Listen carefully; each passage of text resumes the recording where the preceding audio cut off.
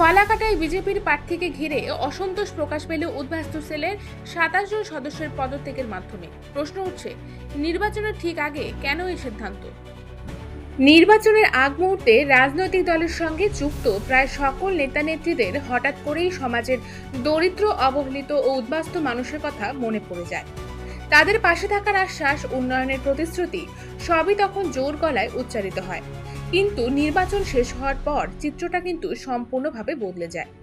যারা দিনের পর দিন কষ্ট করে, রোদ বৃষ্টি উপেক্ষা করে, রাত জেগে কাজ করে একজন জনপ্রতিনিধিকে জয়ের আসনে বসান, সেই কর্মীদেরই আর কোনো মূল্য থাকে না। জনগণের দরজায় দরজায় গিয়ে হাত জোর করে ভোট চাওয়া হয়, কিন্তু জয়লাভের পর সেই জনগণ ও কর্মীদের কথা অনেক ক্ষেত্রেই বিস্মৃতির অতলে তলিয়ে যায়। জনপ্রতিনিধিরা যখন ক্ষমতার চেয়ারে বসেন, তখন তাদের কাছে সেই ত্যাগী কর্মীদের গুরুত্ব আর আগের মতো থাকে না। বলা যায়, প্রায় প্রতিটি রাজনৈতিক দলের ক্ষেত্রে এই একই চিত্র দেখা যায়। কিছু কর্মীকে রাজনৈতিক পদ দেওয়া হলেও অনেক সময় সেই পদ কার্যত নিয়ন্ত্রিত থাকে অন্য কারো হাতে। ফলে প্রকৃত কর্মীরা নিজেদের প্রাপ্য সম্মান ও স্বাধীনতা থেকে বঞ্চিত হন।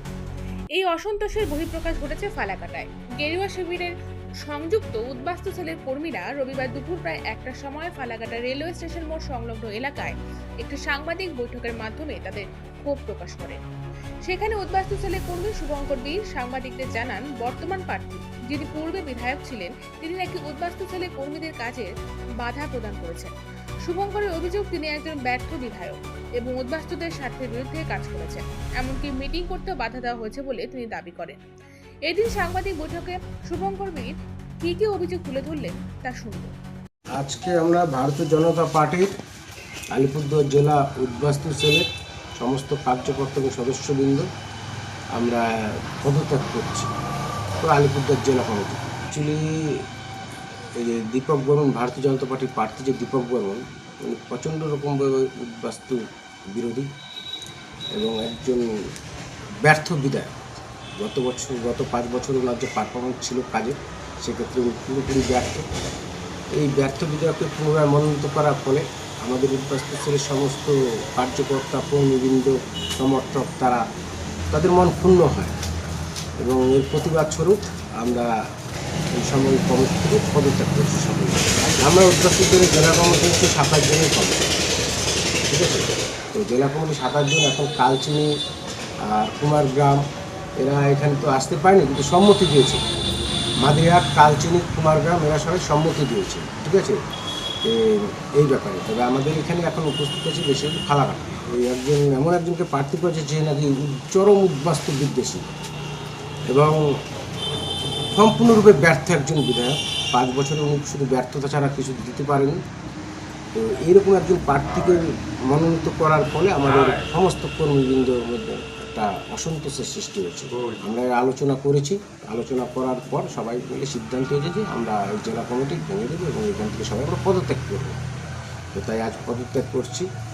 আর এছাড়াও আমাদের এই ফালাকাটা বিধানসভার অন্তর্গত বিভিন্ন বিজেপির কর্মী নেতৃবৃন্দ আছে, সে জেলা নেতৃত্ব থেকে শুরু করে বুথ স্তরের কর্মী পর্যন্ত, তারাও আমাদের সাথে যোগাযোগ করছে, আমাদের সাথে একমত। আমরা আগামীকাল একটা বৃহত্তর মিটিংয়ে বসছি। পুরো বিধানসভার বিজেপি সমস্ত কার্যকর্তা বা কর্মীবৃন্দ যারা নাকি এটার বিপক্ষে, দীপক বর্মনের বিপক্ষে, আমরা বসছি। আমরা বসে মিটিং করে আগামী দিনে আমাদের কি সিদ্ধান্ত হবে সেটা আপনাদের জানিয়ে দেওয়া হবে। নরেন্দ্র মোদী সৈনিক, আমরা মোদী ভক্ত মানুষ, আমরা অন্য কোনো পার্টিতে যোগদান করতে পারব। একটা পুরনো বহু কার্যকর্তা বা নেতৃবৃন্দ, তারপর কর্মীবৃন্দ আছে, তাদের সঙ্গে তারা ক্রমাগত আমাদের সঙ্গে যোগাযোগ করে চলছে এই বিষয়টা নিয়ে। তবে আমরা আগামীকাল একটা আলোচনায় বসছি, সেখানে সিদ্ধান্ত হবে যে আমরা প্রার্থী দিব কি দিব না। সেটা তারা বলতে কারা?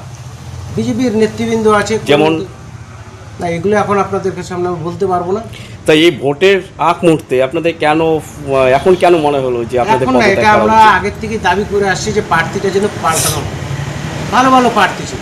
যে রাজবংশী যদি প্রার্থী বলেন তো রঞ্জন বর্মন ছিল, আমাদের জটেশ্বরের অঘর রায় ছিল রাজবংশী প্রার্থী, খুবই কার্যকর্তা, পুরনো কার্যকর্তা, তাদের দিলেও কোনো বিক্ষোভ হতো না।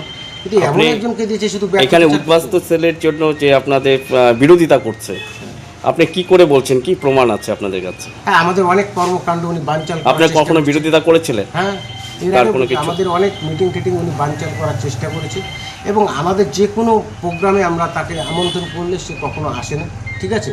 আমরা মিটিং করলে উনি ওই মিটিংটা বানচালের অনেকবার চেষ্টা করেছে এবং তারপরেও আমাদের মিটিং টিটিংয়ে ওনাকে ডাকলে উনি আসেন না এবং অন্য অন্য বিজেপি নেতৃত্ব আসতে চাইলে উনি সেখানেও বাধা প্রদান করেন। আমরা রাজ্যেও জানিয়েছি, রাজ্যের থেকে ওনাকে বলেছিল যে এই সমস্ত বন্ধ করতে, কিন্তু করেনি। তার জন্য এখন আমরা বাধ্য হয়ে এই পথ বেছে নিচ্ছি। এই যে ইস্তফাটা দিচ্ছেন, এটা কোনো বিশেষ দলকে সুবিধা পাইয়ে দেওয়ার জন্য তো না? না না, বিশেষ দলকে সুবিধা পাই দেবে। তো এখন যেহেতু ইলেকশনের মুহূর্তে এটা করা হচ্ছে, আপনারা একজন ব্যক্তির প্রতি অভিযোগ থাকতে পারে, কিন্তু আপনার টোটাল আরও 4টা জায়গা আছে, সেই জায়গা নিয়েও আপনারা এই আন্দোলন করছেন। না, তারাও কি উদ্বাস্তু সেলের বিরোধিতা না, করছে? তাদের মধ্যে বিরোধিতাও নেই, তাদের মধ্যে ব্যর্থতাও নেই। ওনার মধ্যে বিরোধিতাও আছে, ব্যর্থতাও আছে। আপনারা এই অভিযোগ জানিয়েছেন নাকি আপনারা আমরা বহুবার মানে জানিয়েছি। স্বইচ্ছায় আজকে হঠাৎ করে মনে হলো তাই আমরা করছে? বহুবার জানিয়েছি, তাই আজ কাকে? বাধ্য হয়েছি। কাকে? আমরা জেলাতে জানিয়েছি, রাজ্যে জানিয়েছি। কাকে? আমাদের উদ্বাস্তু সেলের রাজ্যে উত্তরবঙ্গের দায়িত্বপ্রাপ্ত ডক্টর বাবুলাল বালা, রাজগঞ্জ ইউনিভার্সিটির প্রফেসর। মৌখিক নাকি লিখিত? আমরা মৌখিকভাবে জানিয়েছি, ওনাকেও জানিয়েছি, দীপক বাবুকেও বারবার জানিয়েছি, কিন্তু কোনো কাজ হয়। আমরা শুভঙ্কর বীরের বক্তব্য শুনতে পেলাম। প্রতিটি রাজনৈতিক দলের নেতাদের মধ্যেই মতবিরোধ থাকতেই পারে, কিন্তু নির্বাচনের আগে এইভাবে পদত্যাগের ঘটনা মানুষের মনে সন্দেহ সৃষ্টি করছে। যদিও তারা দাবি করছেন যে তারা বিজেপিতে রয়েছেন, শুধুমাত্র প্রার্থী নির্বাচন নিয়েই দ্বন্দ্ব তৈরি হয়েছে। তবে শাসক বা বিরোধী যে দলই হোক না কেন, ফালাকাটার উন্নয়নের ক্ষেত্রে তেমন কোনো উল্লেখযোগ্য কাজ হয়েছে বলে কিন্তু মনে করা যায় না। এর আগে শাসক দলের বিধায়ক ছিল, এখনো পুরো পৌরসভা শাসক দলের দখলেই রয়েছে। অন্যদিকে বর্তমান বিরোধী দলের বিধায়করাও ফালাকাটার কোনো গুরুত্বপূর্ণ বিষয়গুলোর দিকে কখনোই যথেষ্ট নজর দেননি। বর্তমান পরিস্থিতিতে সাধারণ মানুষ রান্নার গ্যাস পাচ্ছে না, অথচ সেই গ্যাস ব্যবসায়িক কাজে ব্যবহার করা হচ্ছে। এই বিষয়ে কোনো প্রতিবাদ নেই। রাস্তা তৈরি হওয়ার আগেই তা ভেঙে যাচ্ছে, অথচ শাসক ও বিরোধী কেউই প্রতিবাদ করছে না। ডুয়ার্সের বিভিন্ন এলাকায় মাদক ও দেহ ব্যবসা চলছে, কোনো রাজনৈতিক দল এর বিরুদ্ধে সোচ্চার নয়। ফাস্টফুডের দোকানে বাসি মাছ মাংস বিক্রি হচ্ছে, প্রশাসন এবং রাজনৈতিক নেতৃত্ব নীরব। ফালাকাটায় জল নিষ্কাশনের ব্যবস্থা ভেঙে পড়েছে, নদী বিলুপ্ত করা হচ্ছে, এই নিয়ে কিন্তু কোনো আন্দোলন নেই। ফালাকাটা হাটখোলা প্রায় বিলুপ্ত, কৃষকদের স্বার্থ রক্ষায় কোনো দীর্ঘমেয়াদী আন্দোলন দেখা যায় না কেন? যাত্রীদের জন্য প্রতীক্ষালয় নাই, এই মৌলিক সুবিধা নিয়ে কোনো দাবি তোলা হয় না কেন? ট্রাফিক মোড়ে শৌচালয়ের অভাব, এই নিয়ে কোনো উদ্যোগ নেই কেন?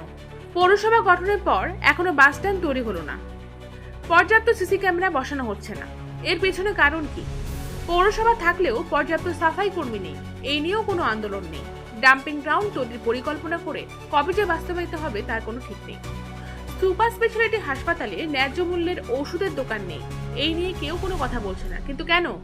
শ্মশানে ইলেকট্রিক চুল্লি এখনো তৈরি করা হয়নি। কুঞ্জনগর ও খয়েরবাড়ি পর্যটন কেন্দ্র ধ্বংসপ্রাপ্ত, পুনর্গঠনের উদ্যোগ কোথায়? প্রত্যেক বাড়িতে পানীয় জলের সংযোগ এখনো পৌঁছায়নি। অনেক এলাকায় পায়ে হাঁটার রাস্তা নেই, এই নিয়ে কোনো আন্দোলনও নেই। লাইসেন্স ছাড়া কাঠের মিল চলছে, গাছ নিধন রুখতে কোনো পদক্ষেপ নেই, কিন্তু কেন? স্টেট ট্রান্সপোর্টের গাড়ি জাতীয় সড়কের উপর দাঁড় করানো হয়, ফলে দুর্ঘটনা ঘটে। স্থায়ী সমাধান কোথায়? এত জনবহুল এলাকা হওয়া সত্ত্বেও দূরপাল্লার ট্রেনের স্টপেজের দাবি জোরদার হচ্ছে না কেন? আরও প্রশ্ন থেকে যায়, ফালাকাটা একসময় সাব ডিভিশন ছিল, নির্দিষ্ট বাস স্ট্যান্ডের জায়গাও রয়েছে, তবু তা বাস্তবায়িত হলো না কেন? সব মিলিয়ে উদ্বাস্তু সেলের পদত্যাগের পেছনে অন্য কোনো রহস্য লুকিয়ে রয়েছে কিনা সেটাই এখন দেখার বিষয়।